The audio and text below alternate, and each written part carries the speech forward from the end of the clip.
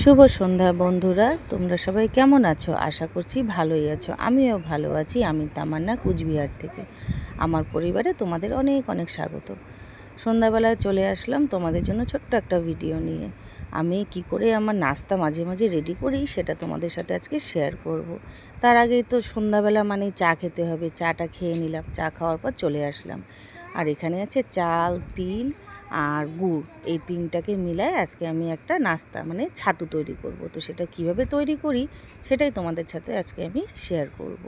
প্রথমে এই চালটাকে একটু পানি দিয়ে আর একটু লবণ দিয়ে মাইখে নিতে হবে, কারণ মাইখে নিলে চালটা একটু নোনতা নোনতা ভাবটা আসবে, খেতে বেশ ভালোই লাগবে। তা না হলে একদম পানছা লাগবে, যেটার কোনো স্বাদ হবে না।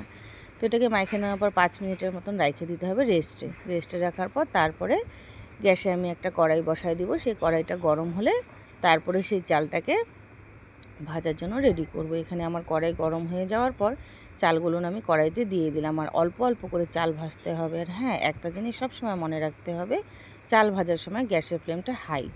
আর এখানে ছিল আমি তিল ভেজে নিয়েছিলাম, আর এই হচ্ছে আমাদের চাল ভাজা। তো তিনটাকে মিলায় একসাথে এভাবে করে আমি ছাতুটা করে নিলাম। মিক্সার গ্রাইন্ডারে দিয়ে অবশ্যই ছাতুটা করতে হবে।